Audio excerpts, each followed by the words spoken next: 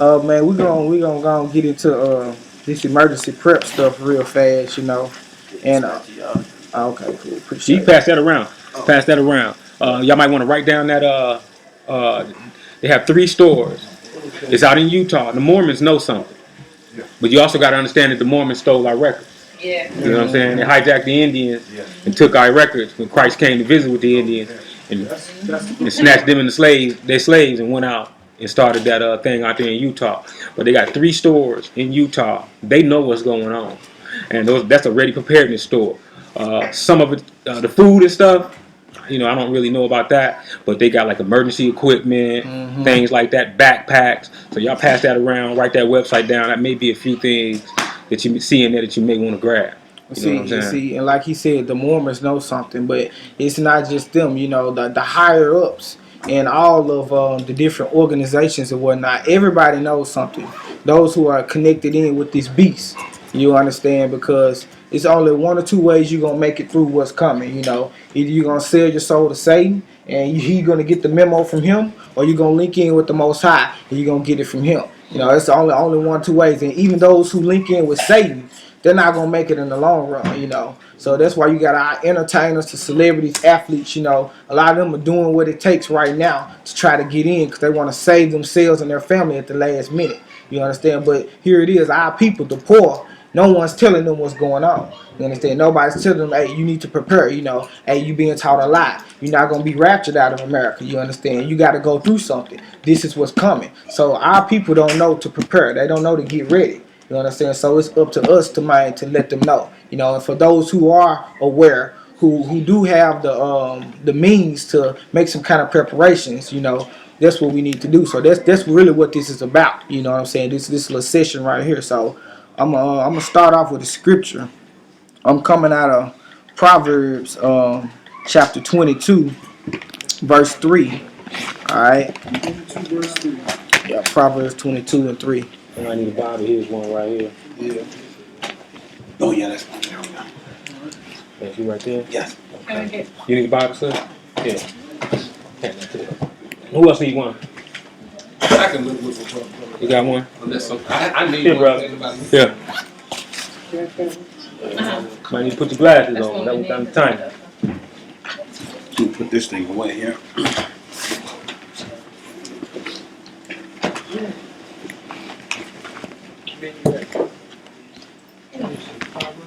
Yeah, Proverbs chapter 22, verse 3.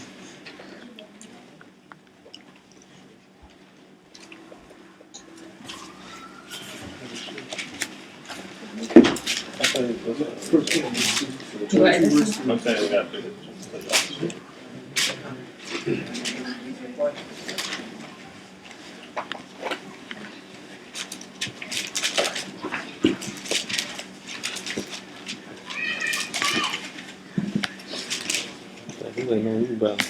All right. Proverbs chapter 22, verse 3. It reads, a prudent man foreseeth the evil and hideth himself, but the simple pass on and are punished. So when you look at that word prudent, you know, this is typically someone acting out of wisdom. They see things coming. They see the way the system is going, and they make the proper preparations, you know, in order to avoid the necessary end game.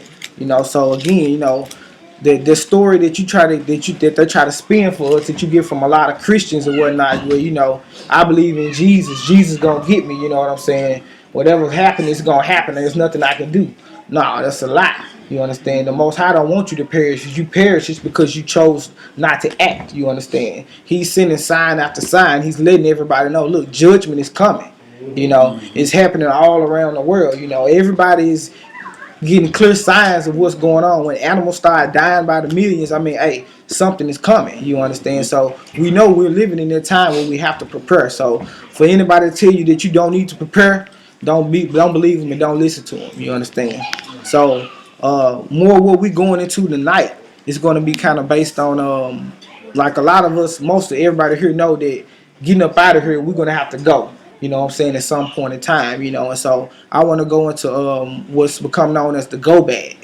You understand? And so I'm get another scripture real fast. Matthew chapter 24, verse number 15.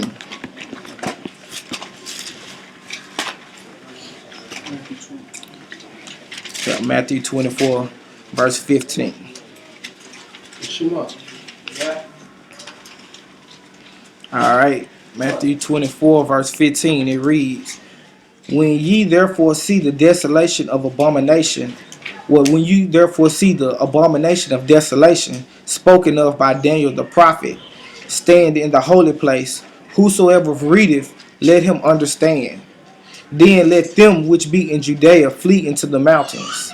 Let him which is on the housetop not come down to take anything out of his house. Neither let him which is in the field return back to take his clothes." So, right here, what Christ is saying, when you get the warning to go, you gotta go. You understand? We might not necessarily have time to go back to our house and pack and get all the things that we might want to take with us. So therefore, that's where the go bag comes in.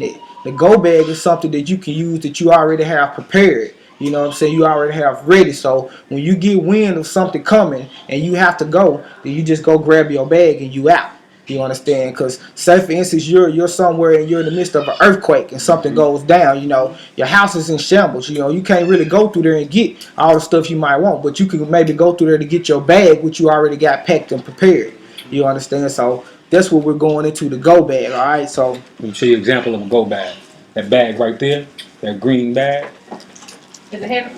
You can move it to the side. It's not too heavy. So move that forward, bro. Get that forward. That's a go bag right there. That's what the Army gives their soldiers. Inside that bag right there, that's my younger brother bag. It was here to Jake Brothers across. sit it right Sit it here. right there, brother. Yeah. That little pamphlet that we're passing around has not a military go bag, but it has a go bag that we can use. Okay? That bag right there has sleeping bag, oxygen, these purification tablets, MREs, which are those of y'all who've been in the service, those little ready-to-go meals.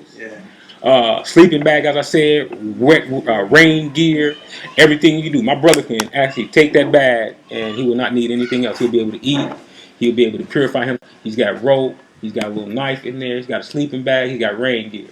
So if he was dropped off in the woods, he'd be prepared. And that's what a go bag is. Something that's going to feed you, keep you protected from radiation.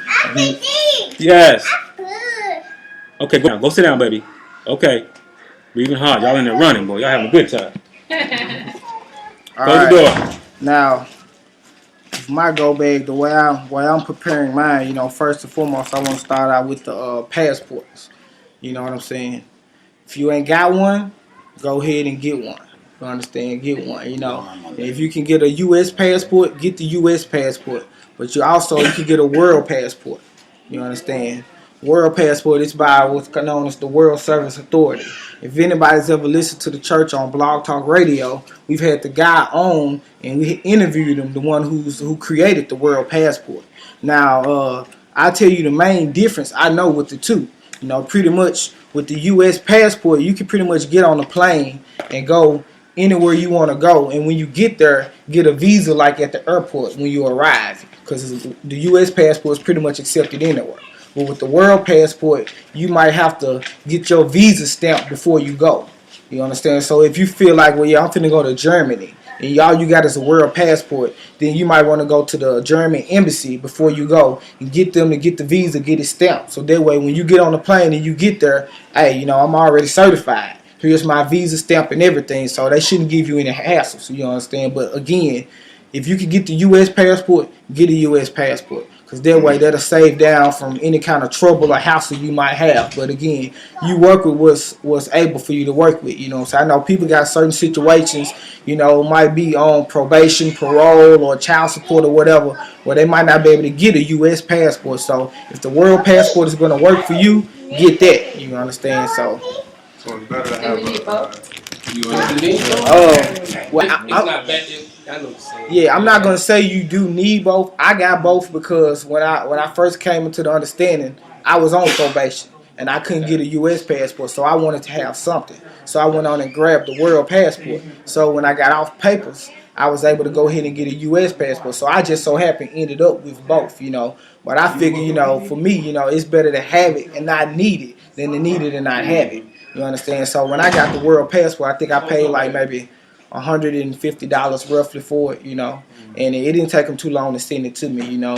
You go on the website and you print off the application, you fill it out, and you mail it in to them, you know, and You they can't get one of those you at get it in the mail. You can get one of those at the post office. No, This because is a it's separate not through the post office. It's a completely different institution. And see, when you carry this, you have to know your rights. Yep. So there's some rights to go along with this because you're basically a world citizen. So the key to this passport is knowing the verbiage when you bring it. So say if you don't have this and you're relying on this will get you through. But the better you know the verbiage of the United Nations World Citizen. And what other thing that he said was another Like the sovereignty. sovereignty citizen. Yeah, you must know. You must know. Because see, these things were set down by the United Nations and the government. So you can travel with this, but you have to know the verbiage. Because if you get up there fumbling, then they're gonna tell you to step to the side. And that is why I say, you know, if you can get a U.S. passport, get one. Because I know everybody's not able to know the verbiage and all of that, you understand? So this will work best for majority of people. But again, whatever's going to work for you, that's what you roll with. I had a quick question now. Say if I have the world passport, I have my U.S. passport, but say if you have it, is it best to just go like, as soon as you get it, just go up to the UN and just have them stamp all the countries in there then? Well, now, because like the visas itself, it expires after a certain time. Okay, You I just want to understand? make sure, because like based off the simple fact that we know that we have this window of time, based off the fact that they're going to put martial law in play. Like, say if like these people went in there and they got their passport, just go get a stamp now. Well, I mean, you can do that, you know, if you feel like, you know, hey, it could for real happen in any day, which it can. You understand? So if that's what works best for you, hey, you're welcome to do that. But again, nobody really knows the set time for when it's all going to roll out, you know. And then the way this thing really works, you know, they could, like, say for instance, there could be an earthquake along the New Madrid next week, you understand? Gotcha. So therefore, there will be martial law in place along the cities and towns along the New Madrid. So whereas military will be there, but it won't be necessarily no military in Texas or California. So it might be implemented in stages. You understand? So Because see, I know right now we're in a soft martial law. It's not like the full martial law. Because I know for a fact, because my father-in-law is from Grenada. They gave him a gringo check. Pretty much, they patted him down for everything, and he had a New York license ID, and they could not find out where he was from, and he gave them the ID, but they said that he wasn't in his zone, and that scared me. I'm like, what they got to do with anything? So I'm just saying, like, if like y'all want to be prepared, because it seemed like they trying to get this thing revved up. oh, they are. They're moving quick. You Yeah. see, Foot is on the what pedal, bro. you seen what they just did in Louisiana. For anybody who didn't hear about it, you know, there was a little girl who was killed in like a drive-by or whatnot, and so the state officials in Louisiana started calling for the National Guard to come into New Orleans. You know, but here it is. This is a crime that how sad and traumatic it is, horrific. It happens all the time. This is nothing brand new. You know, and again, that's the police matter. But you want to bring the military in and do a job that's not even part of what they're supposed to do. It's not even their responsibility. But again, this just goes to show, you know, they passed the NDAA, that law, the National Defense Authorization Act. They started manning the FEMA camps. So now they're just taking the necessary steps to bring forth martial law. You know, they want to get the military into your neighborhoods, get you used to seeing the military. Just like in 70 AD, around that time, they brought in the military at first to where they was used to seeing the encampments around them. They weren't attacking the people right away in the beginning. They just brought them in. And then later on, after they brought them in, then the hammer came down. So that's where we are. You understand? But they're going step by step. You know, we are definitely, and we're seeing them roll out. Yeah. They're trying to put the finishing touches on it. So They rolled out the red carpet for all of us.